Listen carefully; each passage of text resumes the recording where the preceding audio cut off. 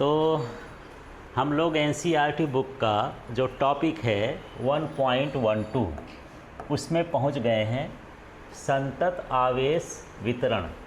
तो सबसे पहले संतत का मतलब समझते हैं। सतत सुनते होगे, सतत अंग्रेजी में क्या बोलते हैं? कॉन्टिन्यूअस। लगातार कोई चीज़ हो, बिना रुके चले, तो उसको क्या बोलते हैं? संतत। ठीक है। दूसरा इसमें शब्द आ रहा है स्थूल। स्थूल का मतलब क्या होता है? अच्छा, सूक्ष्म सुने हो? सूक्ष्म, सूक्ष्म माने क्या होता है? छोटा, बहुत छोटा। तो सूक्ष्म का विलोम क्या होता है? स्थूल, बहुत बड़ा। स्थूल का मतलब क्या होता है? बहुत बड़ा। ठीक है, मुझे ये बताओ, ये क्या दिख रहा है आपको? एक पॉइंट दिख रहा है, नहीं? अब क्या दिख रहा है? 2, 3, 4, 5 ही अलग अलग दिख रहे हैं अभी। यदि मैं यहाँ पर, अभी ये छोटे पैमाने पर हैं, छोटी जगह पर हैं, तो आपको अलग अलग दिख रहे हैं। ठीक। यदि मैं बहुत सारे ऐसे ऐसे बना दूँ, बिंदी ही बना रहा हूँ भाई, क्या बना रहा हूँ इसमें? पॉइंट। क्या ये पॉइंट आपको अलग अलग दिख रहे हैं? अब क्या, अब ये पॉइंट को क्या बोलोगे? ये क्या हो गए? ये क्या हो गए? सतत। ये क्या हो गए? सतत। जब आपस में जुड़ जाते हैं तो आप ये कैसे दिखने लगते हैं? सतत दिखने लगते हैं। अब ये सारे पॉइंट क्या दिखने लगे? सतत। अलग अलग आप ढूंढ नहीं पाओगे, है ना? तो यदि किसी क्षेत्र में आवेश की विशाल मात्रा हो जाए, बहुत बड़ी मात्रा हो जाए, तो अकेला निदक के क्या दिखने लगता है? सतत दिखने। तो ये क्लियर हो गया कि जब बड़ी मात्रा में कोई चीज़ होती है तो हमको कैसे दिखाई देती है? सतत दिखाई देती है। आवेश भी यदि बहुत मात्रा में हो जाए तो हमको कैसे दिखाई देंगे? सतत दिखाई देंगे, अकेला अकेला न दिखाई देंगे। तो यही है स्थूल स्तर पर। स्थूल स्तर का मतलब होता है बड़े पैमाने पर, बहुत ज़्यादा मात्रा में हो, बड़ा होता है। स्थूल का मतलब क्या होता है? बड़ा। छोटे भाग में भी इलेक्ट्रॉनों की संख्या विशाल होती है, इसे संतत आवेश वितरण कहते हैं। छोटे भाग में इलेक्ट्रॉनों की संख्या या आवेशों की संख्या बहुत अधिक हो जाए तो हम उसको क्या कहने लगते हैं? कि इनकी संख्या क्या है? बहुत ज़्यादा है, और इनका वितरण कैसा है? सतत है। ठीक है। अब इस आधार पर हम आवेश को अलग अलग न ज्ञात करके घनत्व ज्ञात करते हैं। क्या ज्ञात करते हैं? घनत्व। ठीक है, कि घनत्व क्या होता है? तो एक है रेखीय आवेश घनत्व, इसको समझते हैं। तो यहाँ पर मान लो मेरे पास एक तार है, तार रेखा जैसे होती है। इस तार के भीतर बहुत सारे आवेश हैं। इन आवेशों को आप गिन नहीं सकते हो, बहुत संख्या ना। जैसे मैं बोलूँ यार मैं बाल गिन के गिन, तो आप छोड़ दोगे, सिर के बाल नहीं गिनोगे, क्योंकि इनकी संख्या क्या है? ज़्यादा है। अब मैं बोलूँ कान गिन दो, जब हाँ सर 1 और 2, लेकिन बाल गिनने के लिए बोलूँगा तो आपको टाइम लग जाएगा। तो हम इसका फिर बाल ना गिनेंगे, इसका घनत्व देखेंगे कि इतने घने हैं, है ना? इसको ज्ञात करने का तरीका ये है कि 1 सेंटीमीटर में कितने हैं, पूरा हमारा ये जो सिर है वो कितना सेंटीमीटर है, उसके हिसाब से हम निकाल सकते हैं। तो हम उसका क्या निकालते हैं? घनत्व, और घनत्व से पूरी संख्या निकालते हैं। तो यहाँ भी आवेश किस में है? एक तार में। ठीक है। तो एकांक लंबाई में कितने हैं वो उसकी क्या कहलाएगा? रेखीय आवेश घनत्व कहलाएगा। जैसे मान के चलते हैं कि हम 1 सेंटीमीटर ले लिए, इसका कितना सेंटीमीटर टुकड़ा ले लिए? 1 सेंटीमीटर। अब 1 सेंटीमीटर में 1 लाख जो हैं क्या हैं? आवेश हैं। आवेशों की संख्या बहुत ज़्यादा है ना, ये इतने आवेश हैं। ठीक है। तो यहाँ पर जो है ये इसका क्या कहलाया? घनत्व। ठीक। तो सीधे सीधे क्या बोलेंगे? एकांक लंबाई में आवेश की मात्रा को रेखीय आवेश घनत्व कहते हैं, है ना? तो सीधा सीधा रेखीय आवेश घनत्व क्या हो गया? चालक तार के एकांक लंबाई पर आवेश की मात्रा को क्या कहा जाता है? रेखीय आवेश घनत्व। अब देखो इसका जो सूत्र है सीधा इससे निकाल सकते हो, और यहाँ से अब परिभाषा याद करना है ना? भाषा से सूत्र नहीं बनाना है, सूत्र से भाषा बनाना है। इसको दर्शाते हैं, इसका नाम जानते हो क्या है? ये लैम्डा। ठीक है। और ये क्या है? Delta Q. और ये क्या है डेल्टा एल, है ना। आप सीधे Q/L भी लिख सकते हो, दोनों चल जाएगा।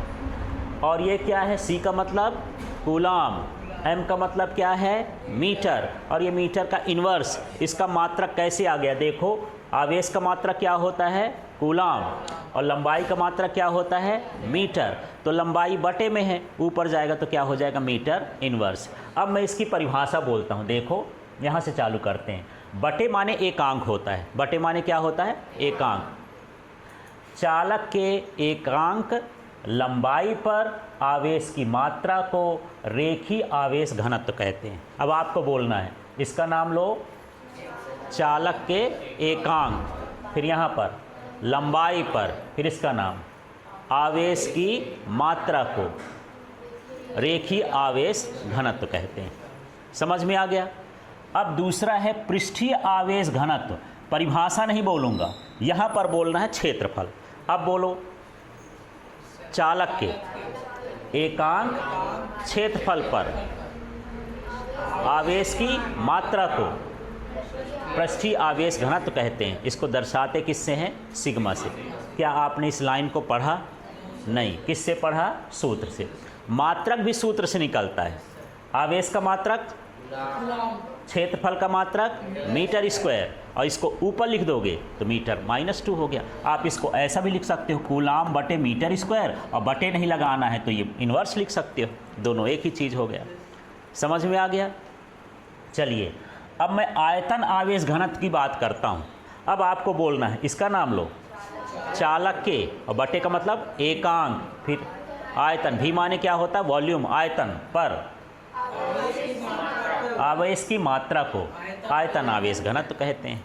अब इसका मात्रक देखो, आवेश का मात्रक क्या हो गया कूलाम, और आयतन का मात्रक क्या होता है मीटर का क्यूब, ऊपर ले जाओगे तो मीटर क्यूब हो गया। ठीक है, तो ये तीनों चीज़ समझ में आ गया। तो फिर से बात करता हूँ यहाँ पर। पहला था संतत आवेश वितरण से क्या समझते हैं, है ना। तो अभी एक बार बताता हूँ, फिर आप लोग से पूछता हूँ। ठीक, स्थूल स्तर पर, या स्थूल स्तर आपको याद न रहे तो बड़े पैमाने पर क्या लिखोगे, बड़े पैमाने पर छोटे भाग में भी आवेशों की संख्या बहुत अधिक होती। ठीक है, क्या बड़े पैमाने पर छोटे भाग में भी आवेशों की संख्या बहुत अधिक होती है, इसे आवेश का सतत वितरण या संतत वितरण, संतत आ जाए तो संतत लिख देना, सतत आ जाए तो सतत लिख देना। ठीक है, चलिए यहाँ पर हम ये बड़ा पैमाना ले लिए, फिर ये छोटा भाग ले लिए। इस छोटे भाग में भी आवेशों की संख्या क्या है, बहुत विशाल है, अधिक है, तो इसको हम कैसा मान लेंगे कि ये कैसा है सतत। तो चलो इसका नाम लो, इसको क्या बोलोगे बड़े पैमाने पर। फिर इसमें याद लगेगा छोटे भाग में भी आवेशों की संख्या या इलेक्ट्रॉनों की संख्या बहुत विशाल होती है या अधिक होती है, इसे क्या कहते हैं सतत आवेश वितरण। अब सतत आवेश वितरण में एक एक आवेश को नहीं गिनेंगे तो फिर कैसे गिनेंगे। यदि आवेश लंबाई में है, रेखा में है, तो क्या बोलेंगे एकांक लंबाई पर आवेश की मात्रा को क्या कहोगे रेखीय आवेश घनत्व। सूत्र क्या होगा लैम्डा बराबर Q/L, डेल्टा छोड़ दो, क्या लैम्डा बराबर Q/L। मात्रा क्या होगा कूलाम प्रति मीटर, या कूलाम मीटर इनवर्स भी बोल सकते हो, उसको प्रति मीटर भी बोल सकते हो। ठीक है, दूसरा क्या था, यदि आवेश पृष्ठ पर फैले हों तब क्या हो जाएगा पृष्ठीय आवेश घनत्व। क्या हो जाएगा पृष्ठीय आवेश घनत्व। अब उसको क्या बोलोगे, वही शब्द शुरू में, क्या एकांक, चाहे पृष्ठ बोल दो या क्षेत्रफल बोल दो, एकांक पृष्ठ पर आवेश की मात्रा को, चालक के एकांक पृष्ठ पर आवेश की मात्रा को क्या कहेंगे पृष्ठीय आवेश घनत्व। दर्शाएंगे किससे, सिग्मा से।